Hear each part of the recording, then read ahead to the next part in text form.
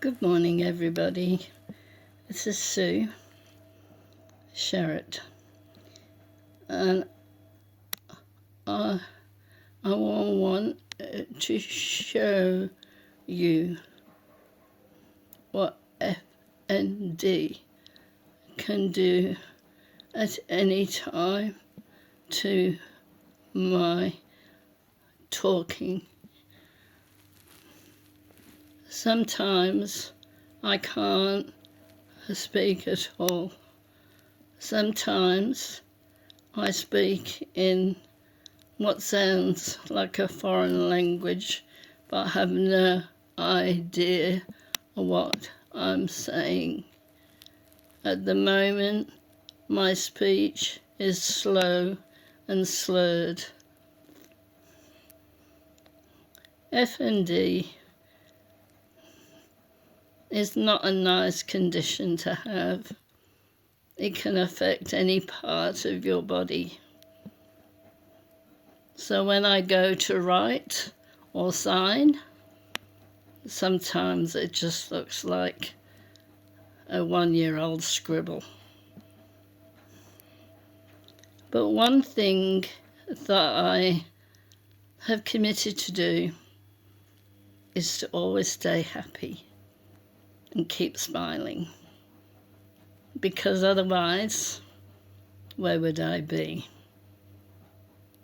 It's up to me to see on the bright side.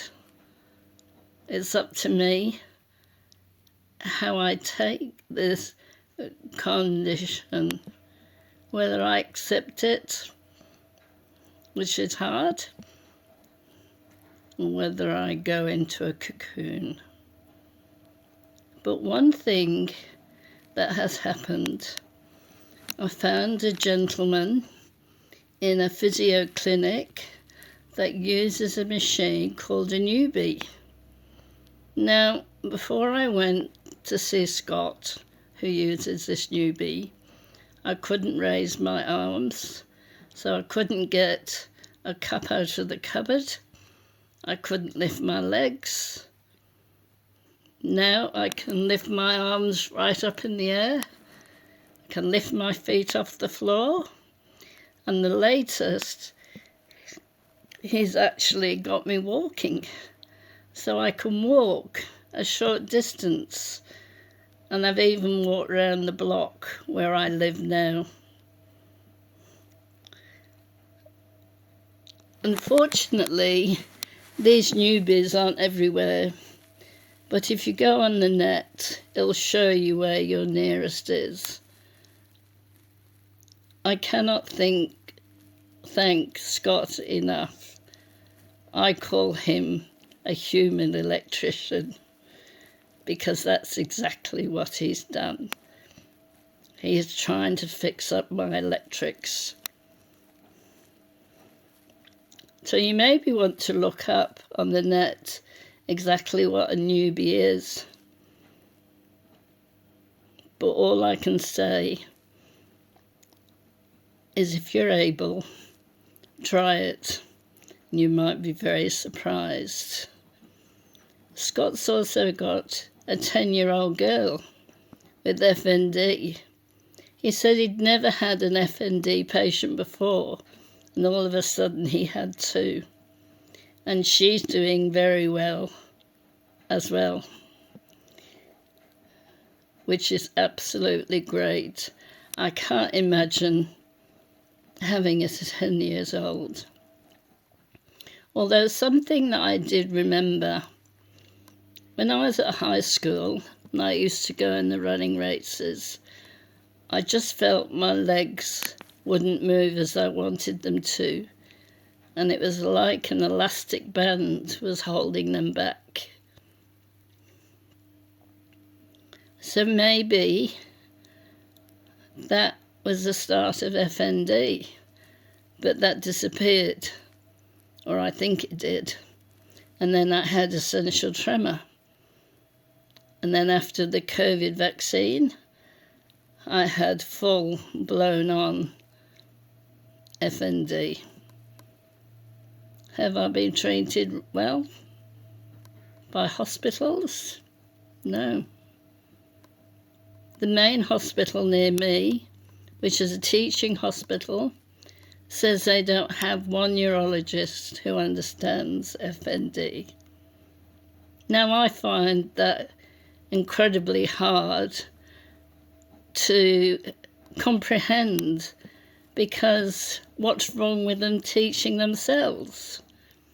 When I came to Australia from England, I got a job in Big W on the brown and white goods, which is televisions and washing machines, microwaves, etc. And I read every manual, so I could tell people how these worked. So pray, tell me, why can't neurologists do the same? Educate yourselves. It's not hard. There's some good sites on the internet, and one of the best is John Stone. If you download his app, everything is laid out for you. So, out of these problems that I've had, which have been enormous, I decided to do something about education, particularly. So I started a not-for-profit called FNDconnect.org. Now, the website is up and running, but the educational portal isn't there quite yet, because I'm trying to save up some funds to take it one step further. I need to try and get a grant from somewhere, or some kind of person that's willing to donate the money. That's the national alarm that's happening.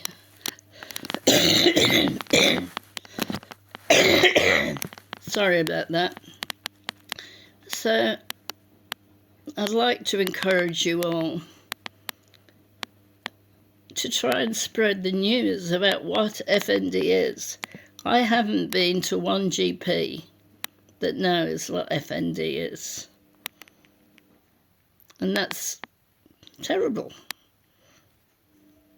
Anyway, if you want to contact me, you can ring me on 04 88 603 532. That's 04 88 603 532. And I'll try and help you as much as I can, because there are things out there that can help us. For instance, you can apply for a taxi card. You can get a companion card, so your companion can go in shows, etc. for free. He doesn't pay on the bus or the trains if you've got a companion card. So there's a few things that I can suggest are well worth looking at. But for now, I'm going to say cheerio and have a good day. Bye.